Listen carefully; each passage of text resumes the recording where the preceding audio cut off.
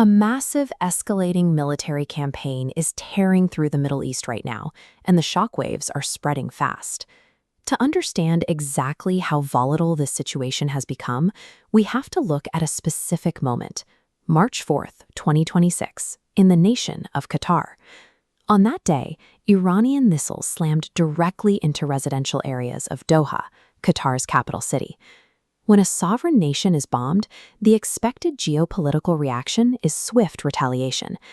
An attack of this scale threatens to pull the entire cluster of wealthy Gulf states directly into Operation Epic Fury, the ongoing military campaign against Iran. But instead of gearing up for a counterattack, something unexpected happened.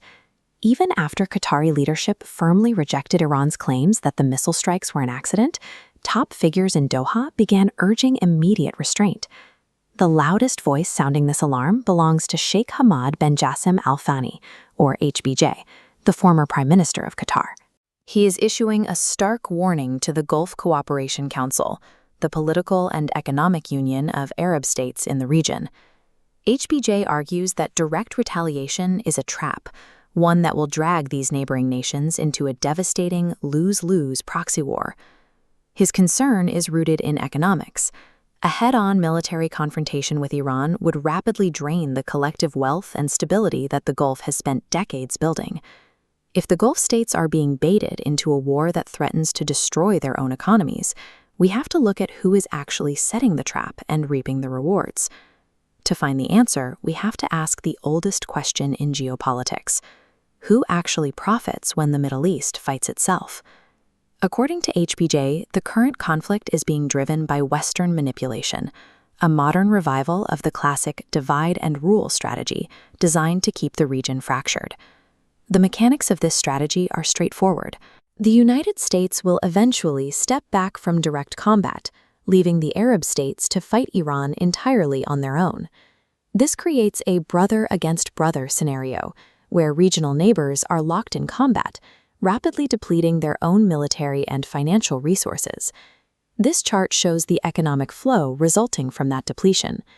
We can see massive amounts of capital draining directly out of Gulf state financial reserves, while equivalent values of weapons and munitions flow right back in from Western defense contractors.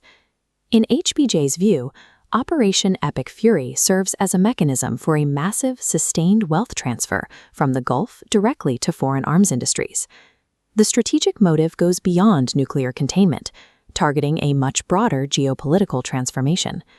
This brings us to HBJ's most controversial claim, that the current military campaign is actually a facilitator for what he calls the Greater Israel Project. This map demonstrates how the project aims to aggressively redraw the political map and zones of influence across the Middle East, purposefully sidelining Arab nations from long-term strategic power.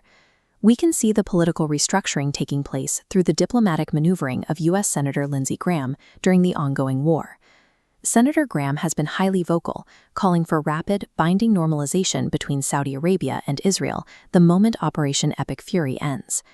Under this framework, Arab states find themselves financing and fighting a war where external powers and Israel are positioned to secure the post-war strategic dominance.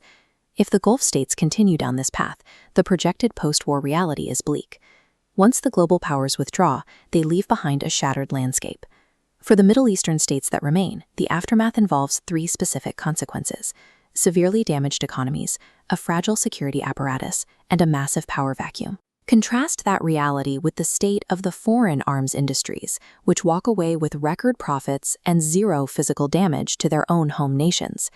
In this scenario, winning the military conflict against Iran means losing the future of the region, the exact outcome HBJ predicted. This forecast is forcing a radical shift in Gulf politics, driving the proposed formation of a new neutrality bloc among the region's leaders. A growing segment of the political elite now sees this neutrality as a calculated bid for self-preservation to stop outside manipulation. This leads to a difficult question. Are the wealthy Gulf states currently being played as pawns by Western powers? Is Operation Epic Fury a necessary action for global security, or is it a carefully designed trap to drain the Middle East? Tell us what you think in the comments.